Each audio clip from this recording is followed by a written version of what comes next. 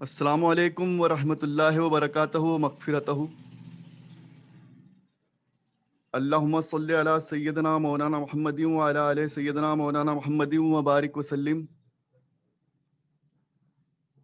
اللہ تعالیٰ کا بڑا شکر کرم اور احسان کہ اس نے ہمیں اپنے محبوب کی امت نبی کریم صلی اللہ علیہ وسلم کی امت میں پیدا فرمایا اور اپنے دین کے خاطر ایک دوسرے سے محبت اور دین کے خاطر غور و فکر کرنے کے لیے، بیٹھنے کے لیے اور ایک دوسرے سے جڑنے کے لیے ہمیں یہ توفیق عطا فرمائی. ہم اس کا جتنا شکر ادا کریں اتنا کم ہے. ہمارا آج کا موضوع وضو اور نماز یعنی کہ صلاۃ ہے. وضو اور نماز ہمارے لیے زندگی میں بہت اہم ہیں، کیونکہ انسان کا ایمان والوں میں پیدا ہونے کے بعد یا ایمان میں داخل ہونے کے بعد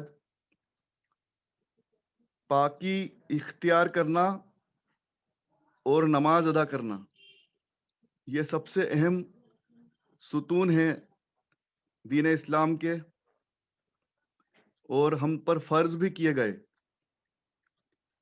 تو وضو ہمارے لیے پاکی اختیار کرنے کا ایک طریقہ ہے، پاک صاف ہونے کا، اپنے آپ کو نماز کے لیے تیار کرنے کا. اور حدیث مبارکہ کی روشنی میں تو یہاں تک بھی آیا کہ نماز کے علاوہ بھی باوضو رہنے کا اللہ تعالیٰ بہت بڑا اجر اور ثواب دیتا ہے. اولیاء کرام اور صوفیاء کرام اور اللہ کے ولی، اللہ کے نیک بندے باوضو رہتے تھے اور باوضو سوتے تھے. تو یہ اللہ تعالیٰ کا بہت بڑا ہم پر، اس امت پر احسان ہے، اور ہمارے لیے بہت بڑی سعادت ہے کہ ہم باوضو رہیں. اور وضو سے رہنے والے انسان کو اللہ تعالیٰ بہت ساری تکلیفوں سے، مشکلوں سے، پریشانیوں سے، بیماریوں سے بچاتا ہے. وضو کے لغوی معنی ہیں صفائی ستھرائی، صاف ستھرا رہنا. اور شریعت میں ایک مقررہ طریقہ بتایا گیا ہے صفائی کرنے کا، جسے ہم وضو کہتے ہیں. وضو سے دنیا بھی سنورتی ہے اور آخرت بھی سنورتی ہے. دنیا میں بھی چہرے پر نور آتا ہے، اور آخرت میں بھی وضو والے اضحیٰ جس جن جگہوں پر ہم وضو کرتے ہیں وہ چمکیں گے انشاءاللہ. بروز قیامت جو انسان وضو سے رہتا تھا، جو وضو کرتا تھا، اس کے اضحیٰ یعنی کہ اس کے وہ اعضاء، مطلب کہ اس کے تمام ہاتھ، پیر، چہرہ، پیشانی، یہ سب چمکیں گے انشاءاللہ. ان کو نور کی روشنی دکھائی دے گی اس سے. تو اس کا وضو کی یہ فضیلت آئی ہے. اور وضو کو دھونے کا وضو میں کس طرح سے ہمیں اپنے آپ کو صاف پاک کرنا چاہیے، کس طرح سے وضو کرنا چاہیے، وہ بھی ایک طریقہ بتایا گیا ہے. قرآن مجید میں ہم نے پچھلی بار پڑھا تھا، پچھلی مجلس میں ہم نے سنا تھا کہ وضو کا جو فرائض کیا کیا ہیں، وضو کے فرائض قرآن مجید میں بتائے گئے تھے. جیسا کہ قرآن میں ہر چیز کا بارے میں ایک ہنٹ دی جاتی ہے، ایک اس کی طرف اشارہ کیا جاتا ہے، اور پھر اس کا خلاصہ نبی کریم صلی اللہ علیہ وسلم کی حدیث مبارکہ اور سنت مبارکہ سے ہوتا ہے. یہ ایک ہمارا دین کا، شریعت کا ایک نظام ہے کہ قرآن مجید میں اللہ تعالیٰ اشارہ کرتا ہے، اور اس کی تفسیر حدیث مبارکہ سے اور سنت مبارکہ سے ہوتی ہے. اس کا خلاصہ اس طرح سے کیا جاتا ہے. تو ہم نے پڑھا تھا کہ اللہ تعالیٰ نے وضو کے بارے میں اشارہ فرمایا قرآن مجید میں کہ اپنا چہرہ دھو، کوہنی تک دونوں ہاتھوں کو دھونا، سر کا مسح کرنا، ٹخنوں تک پیروں کو دھونا، یہ سب وضو ہے. سر کا مسح، چہرہ دھونا، ہاتھ کوہنی تک دھونا، ٹخنوں تک پیروں کو دھونا، یہ وضو کے فرائض ہیں. پھر اس کا خلاصہ حدیث مبارکہ سے کیا جاتا ہے. حضرت امام بخاری رحمۃ اللہ علیہ نے صحیح بخاری میں کچھ حدیث مبارکہ نقل کی ہیں، اور ایک باب یعنی کہ ایک چیپٹر قائم کیا ہے کتاب الوضو مطلب وضو کے بیان کے بارے میں کتاب، جس میں وہ شروعات میں لکھتے ہیں کہ اللہ تعالیٰ فرماتا ہے اے ایمان والو، تم جب نماز کے لیے کھڑے ہو جاؤ تو پہلے وضو کرو، اپنے چہروں کو اپنے ہاتھوں کو کوہنیوں تک دھو لو۔ پہلے اپنے چہرے کو دھو، پھر اپنے ہاتھوں کو کوہنیوں تک دھو، اپنے سر کا مسح کرو۔ سر کا مسح کرنا مطلب گیلا ہاتھ اپنے سر پر پھیرنا، اور کم سے کم فقہا فرماتے ہیں کہ 1/4 سر گیلا ہونا چاہیے۔ آپ کا پورے سر کا پورے ٹوٹل ایریا کا 1/4، 1/4 سر کا حصہ، 1/4 پارٹ آف ہے نا، اس کا ہمارے سر کا پورا 1/4 حصہ، ہیڈ مطلب 1/4 پارٹ آف آور ہیڈ ہے نا، 1/4 حصہ۔ جو لوگ بچے ہندی نہیں سمجھتے وہ اس طرح سمجھ لیں، 1/4 پارٹ آف آور ہیڈ، اس کو دھونا، اس کو گیلا کرنا، مطلب بہت زیادہ اس کو تربتر نہیں کرنا ہے، اس کو اپنے گیلا ہاتھ پھیرنا ہے، جسے مسح کہتے ہیں۔ اس کو کیا کہتے ہیں؟ مسح کہتے ہیں۔ پھر اپنے پاؤں کو ٹخنوں تک دھونا ہے، پاؤں کو ٹخنوں تک دھونا ہے، آدھے آدھے پاؤں نہیں دھونا، جب تک زبردستی آپ کو آدھے آدھے پاؤں تک نہیں دھونا ہے، ٹخنوں تک دھونا ہے۔ ٹخنے اچھی طرح سے گیلے ہو جانا چاہیے، ہاتھوں کی کوہنی اچھی طرح سے دھل جانا چاہیے، چہرہ اچھے سے دھو لیں، داڑھی ہے تو داڑھی کو اچھے سے دھو لیں اور مسح کر لیں، اور کلی کرنا۔ یہ سب ہیں وضو کے فرائض۔ مطلب کلی کرنا ایک الگ اس کو رکھا گیا ہے، وہ مستحب ہے، لیکن کلی بھی ضروری ہے، کلی کرنا چاہیے، کیونکہ نبی کریم صلی اللہ علیہ وسلم نے مسواک کو یعنی کہ برش کرنے کو پسند فرمایا۔ آپ صلی اللہ علیہ وسلم نے تو یہاں تک پسند فرمایا تھا کہ اگر مجھے امت کو پریشانی میں ڈالنے کا ڈر نہ ہوتا تو میں ہر نماز کے پہلے برش کرنا یعنی کہ داتون کرنے کو، مسواک کرنے کو واجب کر دیتا۔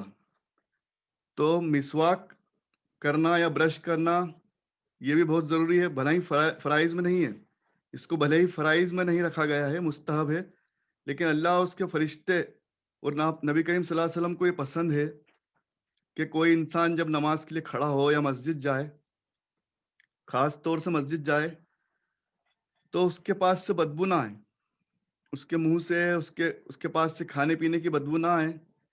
تو بہتر ہے کہ یہ تمام فرائض کو ادا کرنے کے ساتھ کلی بھی کر لی جائے، مسواک یا برش کر لیا جائے، یا کم سے کم 3 مرتبہ پانی سے کلی اچھی طرح سے کر لیں۔ تو امام بخاری رحمۃ اللہ علیہ فرماتے ہیں کہ نبی کریم صلی اللہ علیہ وسلم نے فرما دیا کہ وضو میں ایک ایک بار فرض ہے دھونا سب، پھر 2 بار بہتر ہے، اور 3 بار مستحب ہے اور سب سے بہتر ہے۔ نبی کریم صلی اللہ علیہ وسلم 3 مرتبہ دھویا کرتے تھے، منہ کو، ہاتھ کو، پیروں کو 3 مرتبہ دھویا کرتے تھے۔ مسح صرف ایک بار کر لیں تو کافی ہے، سر کا مسح ایک بار ہی کافی ہے، اور کلی 3 مرتبہ کر لیں۔ حدیث نمبر 136 میں نبی کریم صلی اللہ علیہ وسلم نے فرمایا کہ میری امت کے لوگ وضو کے وجہ سے، وضو کے بنا پر، اس کے نشانات سے قیامت کے دن سفید پیشانی اور سفید ہاتھ پاؤں والے لوگوں کی شکل میں بلائے جائیں گے۔ سبحان اللہ، سفید مطلب نور والے۔ تو نبی کریم صلی اللہ علیہ وسلم نے کتنی خوبصورت بات فرمائی، اس امت کے لوگوں کو ایک بہترین تحفہ ہے۔ یہ تحفہ یہ ہے کہ جو انسان باوضو رہتا ہے، باوضو انسان کو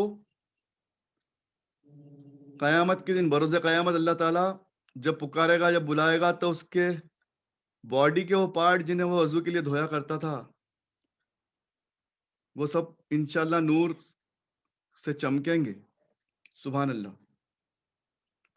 تو یہ بہت بڑی فضیلت کی بات ہے۔ دنیا میں بھی ہمیں اس سے صاف صفائی کا فائدہ ملتا ہے، بے شک تمام دنیا اب صاف صفائی کا امپورٹنس سمجھ چکی ہے، ہائیجین کا امپورٹنس اب سمجھ میں آ رہا لوگوں کو، لیکن ہمارا مذہب ہمیں کب سے ہائیجین سکھا رہا ہے، کب سے طہارت، کب سے صفائی ستھرائی سکھا رہا ہے۔ 1450 سال قبل سے ہمیں صاف ستھرا رہنا سکھایا گیا. پاکی کا فائدہ دنیا میں بھی ہے اور آخرت میں بھی ہے. حدیث مبارکہ سے یہ بھی پتہ چلا کہ دنیا میں تو اس کا فائدہ ملے گا ہی، لیکن ہماری نیت آخرت ہونا چاہیے. کیونکہ کوئی بھی اعمال ہم کریں تو اللہ اور اس کے رسول کی رضامندی کے لیے کریں. یہ سوچ کر نہیں کریں کہ ہمیں دنیا میں اس صاف ستھرے رہیں گے تو بیمار نہیں ہوں گے، اس سے ہمیں فائدہ ہوگا. بجائے اس کے ہم یہ نیت رکھیں کہ اللہ اور اس کے رسول اور فرشتوں کو یہ پسند ہے کہ ہم صاف ستھرے رہیں. صلی اللہ علیہ وسلم نے فرمایا کہ صاف پاک رہو، پاکی آدھا ایمان ہے.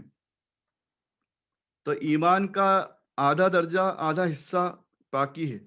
تو ہماری نیت ایمان میں رہنے کے لیے ہونا چاہیے، آخرت کے لیے ہونا چاہیے.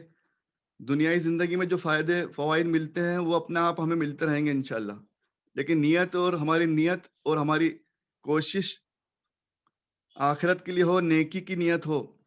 نیکی کے ذریعے ہم اس صفائی ستھرائی کے فائدے کو حاصل کرنے کی کوشش کریں تاکہ ہماری آخرت میں بھی اس کا فائدہ ملے انشاءاللہ، اور دنیا میں بھی ملے. تو چاہے وضو ہو یا چاہے نماز ہو، اس کا جو ظاہر فائدے ہوتے ہیں ظاہری دنیا میں، وہ ہمارا مقصد نہیں ہونا چاہیے. ہمارا مقصد آخرت اور اللہ کی رضا ہونا چاہیے. یہ بات بھی خاص طور سے دھیان رکھنے والی ہے. حدیث نمبر 138 میں آپ صلی اللہ علیہ وسلم نے سے نقل کیا گیا کہ آپ صلی اللہ علیہ وسلم وضو کرتے تھے، سو کر اٹھتے تھے تو وضو کرتے تھے. تو عام انسان کو تو بالکل کرنا چاہیے، جبکہ نبیوں کا تو ایسا معاملہ ہے کہ ان کا وہ ظاہری روپ سے سوتے ہوئے دکھائی دیتے ہیں لیکن ان کا قلب نہیں سوتا ہے. تو عام انسان کو تو سو کر اٹھنے کے بعد وضو کرنا ہے، نبی چاہے وضو کرے یا نہ کرے، کیونکہ ان کی کئی حدیث مبارکہ سے یہ ثابت ہوا کہ وہ اس طرح سے نہیں سوتے ہیں جس طرح سے ایک عام انسان سوتا ہے، کہ پوری طرح سے بے ہوشی کی حالت میں. ان کا دل بیدار رہتا ہے، وہ دل ان کا نہیں سوتا ہے. وہ نبیوں کا معاملہ ہے، نبیوں کی عظمت ہے، ان کا کرامات ہیں. تو عام انسان کے لیے تو یہ ہے کہ جب بھی سو جائے، سو کر اٹھے یا کسی بھی ایسا کام کو کرے، ٹوائلٹ جائے یا اسے ایسا احساس ہو کہ اسے اب وضو کر لینا چاہیے، تو بہتر ہے کہ وہ وضو کرے اور باوضو رہنے کی کوشش کرے. حدیث نمبر 159 میں نبی کریم صلی اللہ علیہ وسلم نے فرمایا، صحابہ کرام فرماتے ہیں کہ ہم نے ان کو فرماتے ہوئے سنا اور دیکھا کہ انہوں نے پانی کا برتن مانگا وضو کے لیے، پھر اپنی ہتھیلیوں پر 3 مرتبہ پانی ڈالا. یعنی سب سے پہلے اپنے گٹوں تک ہاتھ کی جو پنجے کے بعد جو 2 ہڈیاں ہمیں دکھائی دیتی ہیں گٹوں تک، اس کو ہاتھ کو اچھی طرح دھونا ضروری ہے. انہوں نے 3 مرتبہ پانی ڈالا، پھر انہیں دھویا، پھر اس کے بعد اپنا داہنا ہاتھ برتن سے پانی لے کر ڈالا، داہنا پھر دایاں بایاں اس طرح سے 3 مرتبہ ہاتھ دھوئے، پھر کلی کی، ناک صاف کی. دیکھیے یہ ناک کو صاف کرنا، کلی کرنا، یہ بھی نبی کریم صلی اللہ علیہ وسلم کی سنت مبارکہ سے ثابت ہوا. تو جو قرآن مجید میں فرائض آئے ہیں، فرائض کا حکم آیا ہے، اور آگے کی باتیں صحیح بخاری کی حدیثوں سے اور سنت مبارکہ سے پتہ چلتی ہیں کہ کس طرح سے کلی کرنا چاہیے، ناک صاف کرنا چاہیے، پھر منہ دھویا، پھر کوہنیوں تک 3 بار دونوں ہاتھ دھوئے، پھر اپنے سر کا مسح کیا، پھر ٹخنوں کو 3 بار اپنے دونوں پاؤں کو دھوئے، ٹخنوں تک 3 بار اپنے دونوں پاؤں کو دھوئے. اس طرح سے اس وضو کو مکمل کیا. تب ہمیں طریقہ اچھے سے سمجھ میں آ گیا، پتہ چل گیا کہ سنت مبارکہ کیا ہے اور وضو کی فرائض اور سنتیں اور مستحب چیزیں کیا کیا ہیں. اور آپ صلی اللہ علیہ وسلم نے آگے فرمایا، بہترین بات ہے، اس پہ غور کریں کہ جو شخص میری طرح اس طرح سے وضو کرے جیسا میں نے کیا، پھر 2 رکعت نماز پڑھے، یعنی کہ تحیۃ الوضو اس طرح سے ہم پڑھ سکتے ہیں، یا کوئی بھی 2 رکعت نماز پڑھیں، پھر 2 رکعت نماز پڑھے جس میں اپنے نفس سے کوئی بات نہ کرے، کہ اپنا آپ پہ اتنا قابو بنانے کی کوشش کریں ہم کہ اپنے آپ سے بھی کوئی بات نہ کریں، دوسروں سے تو دور کی بات ہے، اپنا آپ سے بھی کوئی بات نہ کریں تو اس کے گزشتہ گناہ معاف کر دیے جاتے ہیں. سبحان اللہ. مطلب وضو کرنا، 2 رکعت نماز پڑھنا، چاہے تحیۃ الوضو کی نیت سے ہو یا چاہے کوئی بھی نماز ہو، اللہ کی رضا کے لیے 2 رکعت نماز پڑھ لے، بنا کسی سے بات کرے، بنا اپنے آپ سے بات کرے، تو اس کا اتنا بڑا مرتبہ ہے، اتنا بڑا مرتبہ اور اتنی بڑی اس کی برکات ہیں کہ اللہ تعالیٰ اس کے گناہ معاف کر دیتا ہے. سبحان اللہ. حالانکہ اس درجے پہ پہنچنے میں ہمیں بہت مشقت کرنا پڑتی ہے، کرنا پڑے گی، اور کوششیں کرنا پڑتی ہیں کہ ہم اپنے آپ سے بھی بات نہ کریں. اس قدر اپنے نفس پہ قابو کر لیں تو اللہ تعالیٰ پھر ہمیں ہمارے گناہ معاف کر دیتا ہے. یہ ہمیں تحفہ ملتا ہے. ہر وضو کے بعد 2 رکعت نماز پڑھ لیں، چاہے تحیۃ الوضو کی نیت سے پڑھ لیں یا چاہے اس وقت کی فرائض ہو، سنت ہوں، تو انشاءاللہ اللہ تعالیٰ قبول فرمانے والا ہے. پھر حدیث نمبر 160 آگے، حدیث نمبر 160 میں فرمایا، صحابی بتاتے ہیں کہ رسول اللہ صلی اللہ علیہ وسلم نے فرمایا کہ جب بھی کوئی شخص اچھی طرح وضو کرتا ہے اور خلوص کے ساتھ نماز پڑھتا ہے تو اس کے ایک نماز سے دوسری نماز تک کے گناہ معاف کر دیے جاتے ہیں. سبحان اللہ. مطلب نماز بھی پڑھتے رہنا ہے اور وضو بھی کرنا ہے. وضو کر کے جب نماز پڑھتا ہے بندہ اور اس کے بعد اگلے نماز کا وقت آتا ہے، تب تک کے تمام گناہ اللہ تعالیٰ اس کے معاف فرما دیتا ہے. مطلب گناہوں کی معافی میں دونوں کنڈیشن ساتھ میں چل رہی ہیں. وضو بھی کرنا ہے، بہتر وضو کر کے رکھنا ہے، باوضو رہنا ہے، اور نماز بھی پڑھتے رہنا ہے. وضو اور نماز ایک ساتھ ہیں. صرف وضو کر کے رہنے سے وہ فوائد حاصل نہیں ہوں گے اور صرف نماز پڑھنے سے وہ فوائد حاصل نہیں ہوں گے. یعنی کہ باوضو رہ کر نماز پڑھنے سے تمام فوائد یعنی کہ تمام فائدے انشاءاللہ حاصل ہو جائیں گے. اور نبی کریم صلی اللہ علیہ وسلم نے پاک صاف رہنا پسند فرمایا. وضو میں کلی بھی کرنا ہے، وہ بھی بہتر ہے، اور ہمیں ان سب تمام چیزوں کا دھیان رکھنا ہے، خیال رکھنا ہے. وضو کو کس طرح سے کرنا ہے.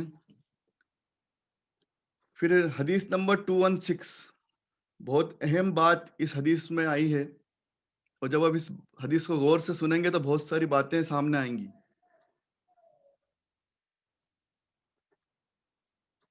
حضرت ابن عباس رضی اللہ تعالیٰ عنہ سے روایت ہے کہ نبی کریم صلی اللہ علیہ وسلم نے ایک مرتبہ ایک قبرستان میں یا باغ جیسا کچھ جگہ تھی، باغ سمجھ لیں اس کو یا قبرستان سمجھ لیں، وہاں آپ نے 2 شخصوں کی آواز سنی. 2 شخص کی آواز سنی جنہیں ان کی قبروں میں عذاب ہو رہا تھا. استغفر اللہ. اب وہ جہاں بھی ان کو دفنایا گیا ہوگا، ایک باغ باغیچہ ہوگا، ایک قبرستان کی طرح ہوگا. شروعاتی دور تھا، بہت کم لوگ ایمان لائے تھے تو ان کو کہیں بھی دفنا دیا کرتے تھے، یا ہو سکتا ہے بعد میں اس کو قبرستان میں تبدیل کر دیا گیا ہو. تو آپ صلی اللہ علیہ وسلم جب وہاں سے گزر رہے تھے تو 2 شخصوں کی آواز سنی. صحیح بخاری کی حدیث نمبر 216 آپ کے سامنے بیان کر رہا ہوں. 2 شخصوں کی آواز سنی جنہیں ان کے قبر میں عذاب ہو رہا تھا. آپ صلی اللہ علیہ وسلم نے فرمایا ان پر عذاب ہو رہا ہے. اب یہ دیکھیے، عام انسان کو اس بات کا احساس نہیں ہوتا ہے. اللہ جسے علم دے، اور خاص طور سے اپنے نبیوں کو تو خاص علم سے نوازتا، اور پھر نبیوں میں نبی کریم صلی اللہ علیہ وسلم کی بات ہی الگ ہے. انہیں تو اللہ تعالیٰ نے وہ کچھ سمجھا اور سکھا دیا جو تمام انبیاء اور نبیوں کو نہیں سکھایا اور نہ بتایا. کیونکہ قرآن مجید میں خود اللہ تعالیٰ نے فرمایا کہ ہم نے آپ کو بہت کچھ بتا دیا، بہت کچھ سکھا دیا، جو آپ نہیں جانتے تھے وہ ہم نے آپ کو سکھا دیا. یعنی کہ اس کے پیچھے بہت ساری چیزیں چھپی ہوئی ہیں، اس کی تفسیر میں ہم ابھی نہیں جا سکتے کہ اللہ نے براہ راست اپنے نبی کو کیا کیا دکھایا اور کیا کیا سکھایا. تو علم غیب اللہ تعالیٰ کی طرف سے آپ صلی اللہ علیہ وسلم کو ہوا، اور انہیں آپ صلی اللہ علیہ وسلم نے فرما دیا کہ یہاں قبر کے اندر 2 لوگوں کو عذاب ہو رہا ہے. اور صحابہ کرام کو بتایا کہ کسی بہت بڑے گناہ کی وجہ سے نہیں ہو رہا ہے،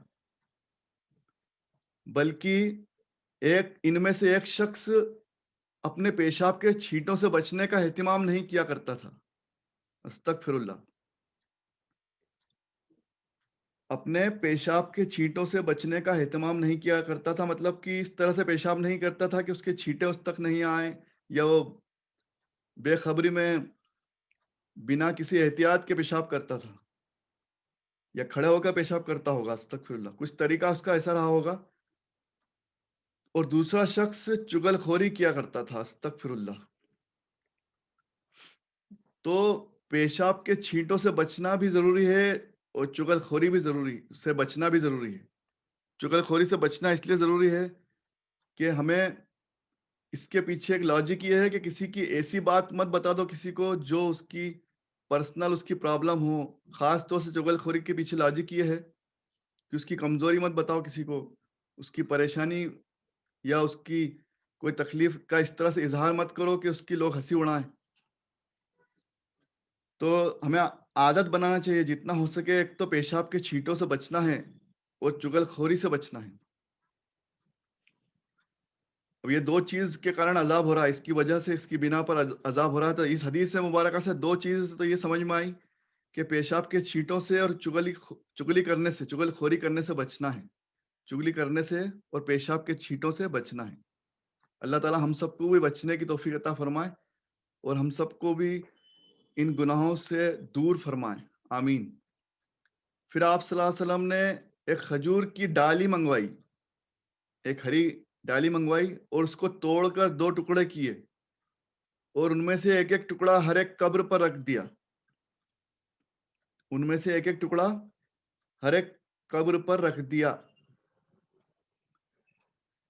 لوگوں نے یعنی کہ صحابہ کرام نے آپ صلی اللہ علیہ وسلم سے پوچھا کہ یا رسول اللہ صلی اللہ علیہ وسلم، یہ آپ نے کیوں کیا؟ آپ صلی اللہ علیہ وسلم نے فرمایا اس لیے کہ جب تک یہ ڈالیاں، یہ ہری بھری ڈالیاں سوکھیں گی، شاید انشاءاللہ اس وقت تک ان پر عذاب کم ہو جائے یا نہ ہو. انشاءاللہ مطلب عذاب میں کمی آ جائے گی اس وقت تک. سبحان اللہ. مطلب کہ ایک طریقہ بھی اس حدیث مبارکہ سے سامنے آیا. نبی کریم صلی اللہ علیہ وسلم کا کوئی بھی کام بنا حکمت کے، بنا کسی مقصد کے نہیں ہوتا تھا. اللہ تعالیٰ اپنے نبیوں کو اس لیے بھیجتا ہے کہ ان کی ہر بات میں، ان کے ہر عمل میں ایک مقصد ہوتا ہے، ایک وجہ ہوتی ہے، ایک ریزن ہوتا ہے. تو ان کا یہ صحابہ کرام کو بتانا یہ بھی ضروری تھا. اس طرح سے انہوں نے ظاہر کیا. چاہتے تو وہ خود اپنے پاس رکھ لیتے اس علم کو، ان کو پتا تھا کہ اندر عذاب ہو رہا ہے، لیکن انہوں نے صحابہ کرام کو بتایا کہ ان کو عذاب ہو رہا ہے. کیوں بتایا؟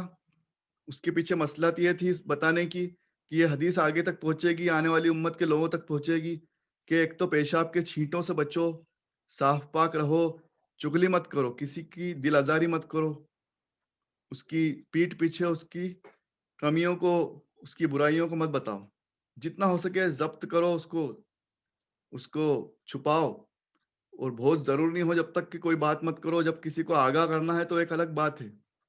اس کا ایک طریقہ بتایا گیا ہے کہ کسی کے ساتھ رشتہ ہونے والا ہے، یا اس کے ساتھ کسی کو کچھ معاملات کرنے والا ہے، کوئی اس کے ساتھ بزنس کرنے والا ہے، تو اس کی کچھ کمی پیشی کا اشارہ کیا جا سکتا ہے. اشارتاً آپ بتا سکتے ہو کہ یہاں پر آپ تھوڑا سا اویئر رہنا، ساودھان رہنا، بچ کر چلنا. وہ ایک الگ مسئلہ ہے. لیکن عادت نہ بنائیں کہ جب بھی ہم ملیں یا اب بھی بیٹھیں تو صرف چگلی کریں اور دوسری باتیں نہ کریں. چگلی اچھی بات نہیں ہے، اور اللہ تعالیٰ کو اور اس کے رسول صلی اللہ علیہ وسلم کو ناپسند ہے. تو ایک تو چگلی سے بچنا ہے، ایک ناپاکی سے بچنا ہے. یہ بھی اس حدیث مبارکہ سے ظاہر ہوا ہے. اور دوسری بات جو ظاہر ہوئی ہے، جس کے لیے حدیث مبارکہ آپ صلی اللہ علیہ وسلم نے امت تک پہنچائی، یا جو یہ عمل کر کے دکھایا کہ قبروں پر ہری بھری چیز، خوشبودار چیز، یا کوئی سبز چیز، ہری چیز، گیلی چیز، یہ سب اس کیٹیگری میں آ جائیں گی کہ ان کو نبی کریم صلی اللہ علیہ وسلم نے ان ڈالیوں کو جب رکھا تو یہ فرمایا کہ انشاءاللہ ان کے عذاب میں کچھ کمی ہو جائے گی. تو اس سے یہ بھی ظاہر ہو گیا، یہ پتہ چل گیا کہ قبر پر کچھ رکھ دینے سے اس طرح سے کہ گیلا ہو، ہرا اور سبز ہو، تو انشاءاللہ عذاب، خدا نہ خواستہ کسی قبر پر عذاب ہو رہا ہوا تو اس میں کچھ کمی ہو جاتی ہے. اور اگر کسی قبر پر عذاب نہ ہو، انشاءاللہ اللہ کرے کسی قبر پر عذاب نہ ہو، تو وہاں تمام اللہ کی رحمتیں اور برکتیں نازل ہوں گی انشاءاللہ. کیونکہ یہ سنت مبارکہ سے صحیح بخاری کی حدیث سے ثابت ہو گیا کہ آپ صلی اللہ علیہ وسلم نے قبر مبارک پر کسی کی قبر پر کچھ رکھا تھا. آپ بھی کسی رشتہ دار کی اپنے جان پہچان والے دوست احباب کی قبر پر جائیں یا کسی اولیاء کی قبر پر جائیں تو آپ وہاں پر کچھ پھول یا کچھ ہری بھری چیز رکھ سکتے ہیں. یہ جائز ہے. یہ آپ صلی اللہ علیہ وسلم کی ذات مبارکہ سے ثابت ہے. تو اس نیت سے رکھیں کہ اللہ تعالیٰ اس کی برکات اس کے اندر جو انسان دفن ہے جو آرام فرما رہا ہے اللہ تعالیٰ اس پر اپنی رحمت نازل فرمائے گا. انشاءاللہ اس کو اس کی برکتیں حاصل ہوگی انشاءاللہ. صرف یہ نیت رکھیں. یہ نیت بہتر ہے کہ آپ صلی اللہ علیہ وسلم کی سنت مبارکہ ہے. اسی طرح سے ہم اس کو کر سکتے ہیں اس عمل کو. پھر آگے نماز کے بارے میں فرمایا گیا کہ مسلمان پر اپنے مقررہ وقت میں نماز فرض ہے. یعنی کہ اللہ تعالیٰ نے اپنے مومنوں کے لیے نیک بندوں کے لیے فرما دیا ہے قرآن مجید میں پارہ نمبر 3 میں آیا ہے کہ ہر مسلمان پر اپنے مقررہ وقت میں نماز فرض کی گئی. تو وضو کے بعد صاف پاک رہنے کے بعد نماز کا اہتمام کرنا ہے. درست طریقے سے نماز پڑھنا ہے. نماز پڑھنا سیکھنا چاہیے. نماز پڑھنے کا میں جو فرائض ہے واجب ہے سنت ہے مستحب ہے وہ تمام عمل ہمیں سیکھنا چاہیے. خشوع اور خضوع کے ساتھ مطلب سکون اور اطمینان کے ساتھ نماز پڑھنا چاہیے. نماز میں قیام میں صحیح طریقے سے کھڑے ہونا, درست طریقے سے رکوع اور سجدہ کرنا, یہ سب چیزیں ہمیں سیکھنا چاہیے. تسلی کے ساتھ رکوع کریں, تسلی کے ساتھ سجدہ کریں. نیت کسی کو دکھانے کی نہیں ہو, کسی کو دکھانا ہمارا مقصد نہ ہو, صرف اللہ کی رضا کے لیے نماز پڑھیں اور کوشش کریں کہ باجماعت نماز ادا کریں. اللہ تعالیٰ پسند فرماتا ہے کہ بندے, اور آپ صلی اللہ علیہ وسلم کی حدیثوں سے بھی صاف طور پر ظاہر ہے کہ باجماعت نماز ادا کرنا چاہیے. تو جہاں پر مردوں اور خواتین کو موقع ملے, جہاں پر تمام ریسورسز اویلیبل ہوں, جہاں پر تمام فیسلٹیز اور سیکورٹیز کا پورا خیال رکھا جاتا ہو, جہاں پر اویلیبل ہو سب ساری فیسلٹیز, وہاں پر مرد بھی نماز پڑھیں باجماعت, خواتین بھی نماز پڑھیں باجماعت. اور جہاں پر خواتین کا انتظام نہ ہو تو خواتین اپنے گھروں پر نماز پڑھیں, گھروں پر نمازیں ادا کریں, اور مرد حضرات اپنے مقامی محلوں میں مسجدوں میں نماز ادا کریں انشاءاللہ. اللہ تعالیٰ ہم سب کو بھی نماز پڑھنے کی توفیق عطا فرمائے اور باجماعت نماز پڑھنے کی توفیق عطا فرمائے. نماز درست طریقے سے پڑھنے پر بیعت کرنا ایک ہیڈنگ ہے, ایک چیپٹر اس کا حضرت امام بخاری رحمۃ اللہ علیہ نے اس میں صحیح بخاری میں درج کیا ہے. اور حدیث نمبر 524 لے کر آئے ہیں. حدیث نمبر 524 میں جریر بن عبداللہ بجلی رضی اللہ عنہ نے فرمایا کہ میں نے نبی کریم صلی اللہ علیہ وسلم کے دست مبارک مطلب ہاتھ مبارک پر نماز قائم کرنے, زکوٰۃ دینے اور ہر مسلمان کے ساتھ خیر خواہی کرنے پر بیعت کی. سبحان اللہ. مطلب کہ آپ صلی اللہ علیہ وسلم کے دست مبارک پر صحابہ کرام ہاتھ پر ہاتھ رکھ کر بیعت کرتے تھے. بیعت مطلب ایک طرح کا وعدہ, ایگریمنٹ ہے نا. تو صحابہ کرام نے یہ کیا بیعت کی کہ میں نماز قائم کروں گا, زکوٰۃ ادا کروں گا اور ہر مسلمان کے ساتھ خیر خواہی کروں گا. سبحان اللہ. مطلب ہمیں نماز بھی قائم کرنا ہے, زکوٰۃ بھی ادا کرنا ہے اور ہر مسلمان کے ساتھ خیر خواہی بھی کرنا ہے, حسن سلوک بھی کرنا ہے. حدیث نمبر 528 میں فرمایا, حضرت ابو ہریرہ رضی اللہ عنہ نے اس حدیث کو روایت کیا ہے, ان سے یہ حدیث مروی ہے, اس کے وہ راوی ہیں. انہوں نے آپ صلی اللہ علیہ وسلم سے سنا کہ آپ صلی اللہ علیہ وسلم فرماتے تھے کہ اگر کسی شخص کے دروازے پر نہر جاری ہو, نہر بہ رہی ہو اور وہ روزانہ اس میں 5 بار نہائے, 5 بار غسل کرے, تو تمہارا کیا گمان ہے, کیا اس کے بدن پر کچھ بھی میل باقی رہ سکتا ہے؟ تو صحابہ کرام نے فرمایا نہیں یا رسول اللہ, نہیں, ہرگز نہیں. یہ کیسے ممکن ہے کہ 5 مرتبہ کوئی غسل کرے اور اس پہ میل کچیل باقی رہ جائے؟ تو اس پر آپ صلی اللہ علیہ وسلم نے فرمایا کہ یہی حال 5 نمازوں کا ہے, یعنی کہ 5 نماز پڑھنے والے کا ہے. اللہ تعالیٰ اس کو اس نماز کے ذریعے، اس غسل کے ذریعے اس کو پاک فرما دیتا ہے اور اس کے گناہوں کو مٹا دیتا ہے. سبحان اللہ. تو یہ نماز کی اہمیت بھی آ گئی اور نماز کی فرضیت بھی آ گئی کہ ہمیں نماز ادا کرنا چاہیے اور کوشش کریں کہ با جماعت نماز ادا کریں، صحیح طریقے کے ساتھ، صحیح اخلاص اور خلوص کے ساتھ نماز پڑھیں. ہمارا مقصد دنیا کو دکھانا نہ ہو، بلکہ اللہ اور اس کے رسول کی رضامندی کے لیے نماز ادا کریں. اور حدیث نمبر 645 میں حضرت عبداللہ بن عمر رضی اللہ عنہ سے روایت ہے کہ نبی کریم صلی اللہ علیہ وسلم نے فرمایا کہ جماعت کے ساتھ نماز اکیلے نماز پڑھنے سے 27 گنا زیادہ فضیلت رکھتی ہے. 27 گنا زیادہ فضیلت رکھتی ہے. سبحان اللہ، الحمدللہ. یعنی کہ 27 ٹائمز، اب اس کا ملٹیپل ہے، ملٹیپلائی کرنا ہے، 27 ٹائمز ثواب زیادہ ملے گا. تو اللہ تعالیٰ نے، اس کے رسول نے کیا پسند فرمایا کہ نماز با جماعت ادا کی جائے.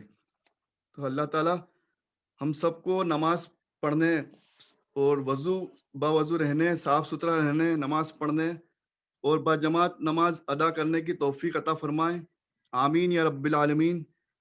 وآخر الدعوانا الحمد للہ رب العالمین. مجھ سے کہنے میں اور آپ سے سمجھنے میں کسی سے بھی کچھ غلطی ہو گئی ہو، کچھ نہ سمجھی ہو گئی ہو، تو اللہ تعالیٰ ہمیں معاف فرمائے. اللہ تعالیٰ ہمارا کہنے سننے کو قبول اور مقبول فرمائے اور اس پہ عمل کرنے کی توفیق عطا فرمائے. آمین. اللہ تعالیٰ اپنے فضل و کرم سے، اپنی رحمتوں کے صدقے طفیل میں نبی کریم صلی اللہ علیہ وسلم کے واسطے ہماری اس ٹوٹی پھوٹی نیکی کو قبول اور مقبول فرمائے. آمین. اور ہم سب کا بیٹھنا قبول فرمائے، ہم سب کو اس کی برکات سے مالا مال فرمائے. تمام مرحومین کو اس کے ذریعے، اللہ تعالیٰ تمام مرحومین کو ہماری نیکیوں کے ذریعے، ٹوٹی پھوٹی نیکیوں کے ذریعے آپ صلی اللہ علیہ وسلم کی خاطر تمام مرحومین کو، ہمارے تمام رشتہ داروں کو اور تمام امت مسلمہ کو، ہم سب کو جنت الفردوس عطا فرمائے. آمین. اللہ تعالیٰ ہم سب کے تمام گناہوں کو معاف فرمائے، تمام جائز تمناؤں کو پورا فرمائے. ہم سب کو شفا، تندرستی اور صحتیاب عطا فرمائے. ہم سب کو دنیا اور آخرت کی تمام کامیابی، بھلائی اور نیکی اور برکتیں عطا فرمائے. اللہ ہم سب کی تمام دعاؤں کو قبول فرما لے. اللہ ہم سب کو معاف فرما دے. اللہ ہم سب کو جنت الفردوس عطا فرما دے. ہم سب کے تمام گناہوں کو معاف فرما دے. ہم سب کی مغفرت عطا فرما دے. آمین یا رب العالمین. ربنا آتنا فی الدنیا حسنۃ وفی الآخرۃ حسنۃ وقینا عذاب النار. آمین یا رب العالمین. شکریہ. اللہ حافظ.